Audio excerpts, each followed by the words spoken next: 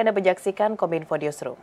Pemirsa, Kementerian Komunikasi dan Informatika Republik Indonesia melalui GPR TV dengan komunitas Gerakan untuk Kesejahteraan Tunarungu Indonesia berkolaborasi menyiarkan gelaran debat Capres-Cawapres Pemilu 2024. Dalam kerjasama ini, GPR TV bersama Gerkatin menambahkan kolom tambahan juru bahasa isyarat untuk masing-masing kandidat sebagai upaya penyaluran informasi yang lebih inklusif.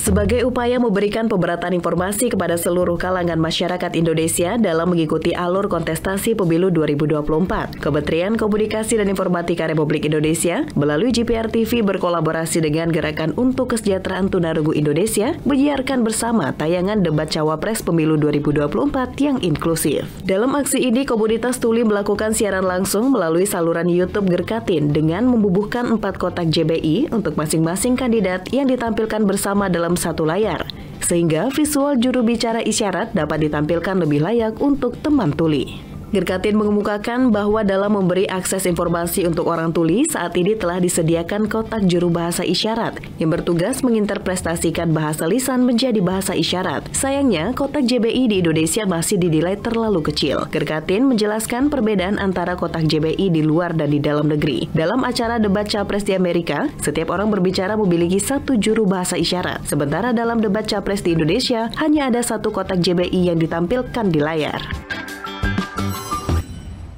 Usai ditetapkannya kenaikan pajak hiburan, pemerintah berencana akan memberikan pajak insentif fiskal bagi pelaku kesenian dan hiburan di Indonesia. Menko Perekonomian Airlangga Hartarto menyebutkan pengurangan pajak dalam bentuk pemberian fasilitas ditanggung pemerintah atau DTP sebesar 10% dari PPh Badan, sehingga besaran PPh Badan yang sebesar 22% akan menjadi 12%.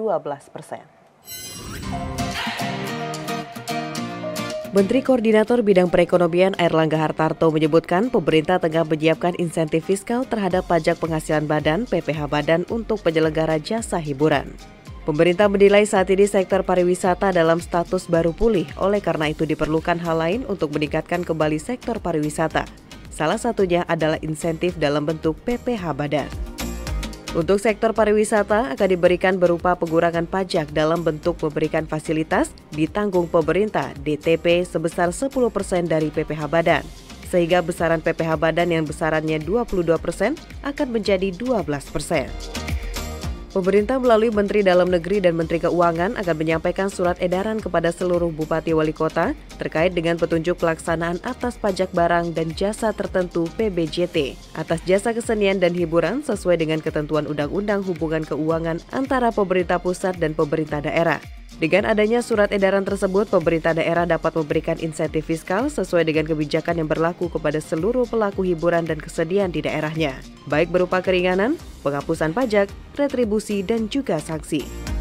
Airlangga berharap dengan adanya edaran ini dapat memperkuat kebijakan yang diambil pemerintah, sekaligus memberikan penjelasan kepada para pelaku usaha dan masyarakat di daerah. Sebetulnya ada hal yang bisa dilakukan oleh kepala-kepala daerah. Kepala daerah punya diskresi untuk memberikan insentif, baik itu menurunkan pajak, baik itu di bawah 70 atau di bawah 40. Di Aceh misalnya sebelum Undang-Undang HKPD ini ada yang pajak hiburan dikenakan 75 turun ke 50. Demikian pula di wilayah Jawa Barat ini. Pemirsa, ketentuan baru terkait penerima LPG subsidi 3 kg yang telah ditetapkan mulai awal tahun 2024 kini dibarengi dengan optimalisasi pendistribusiannya oleh pemerintah. Pemerintah pun segera mengubah aturan dengan menggeser penyaluran LPG subsidi dari berbasis komunitas ke penerima manfaat.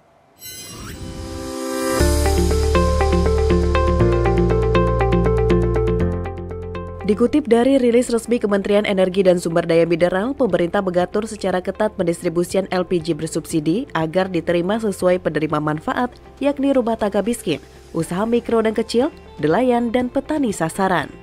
Aturan terkait pembelian LPG 3 kg wajib menggunakan kartu tanda penduduk juga telah diberlakukan per 1 Januari 2024.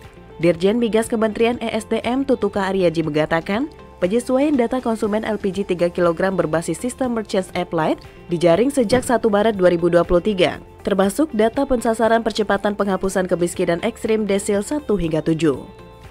Sementara itu, Direktur Pembinaan Usaha Hilir Migas Kementerian ESDM Mustika Pertiwi menambahkan pemerintah masih memperbolehkan konsumen belum terdata membeli LPG 3 kg setelah mendaftar on the spot di pangkalan resmi. Mustika menilai model pendataan sebaiknya dilakukan di pangkalan resmi sehingga tidak sampai ke pengecer. Terlebih, kerap kali pengecer membeli dalam jumlah besar yang memungkinkan semua pembeli tidak terekam datanya.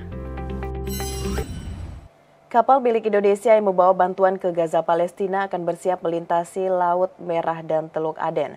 Komandan Satuan Tugas Muhiba 2024 Laksamana Pertama TNI Sumarji Bimuaji menyebutkan demi keamanan pendistribusian bantuan, pihaknya tetap melakukan koordinasi dengan Satuan Pengamanan Combined Task Force yang sedang melakukan pengamanan di perairan Laut Merah. Komandan Satuan Tugas Muhiba 2024 Laksamana Pertama TNI Sumarji Bimuaji menyebutkan prajurit TNI yang membawa bantuan logistik bagi korban perang di jalur Gaza Palestina akan bersiap untuk memasuki Laut Merah. Beliau menegaskan walaupun saat ini kondisi Laut Merah yang cukup dinamis, namun pihaknya tetap melakukan koordinasi dengan Satuan Pengamanan Combined Task Force yang sedang melakukan pengamanan di perairan Laut Merah. Koordinasi juga dilakukan TNI Angkatan Laut dengan beberapa kapal perang yang ada di perairan Laut Merah dan Teluk Aden. Adapun bantuan yang didistribusikan adalah logistik dan obat-obatan bagi warga sipil yang terdampak perang di jalur Gaza. Kawasan sekitar Teluk Aden Laut Merah merupakan kawasan perang yang saat ini sedang berkecamuk. Salah satunya adalah kapal tipe perusak Amerika Serikat yang sedang berperang melawan kelompok militan Houthi asal Yaman yang mendukung kemerdekaan Palestina. Di Laut Merah, situasi sekarang memang cukup dinamis, namun selama kami melaksanakan lintas laut melalui rute di Laut Merah, Teluk Aden, ini di sana ada CTF 150, 151, 152, dan 153, di mana Combined Task Force ini melaksanakan tugas pengamanan di perairan tersebut, dan kami akan melaksanakan komunikasi dengan kapal-kapal perang yang berada di sana yang terdiri dari gabungan dari berbagai negara. Pemirsa, usai jeda kami akan mengajak Anda mengulas informasi perkembangan pembangunan desa. Sesaat lagi tetaplah di Kominfo Newsroom.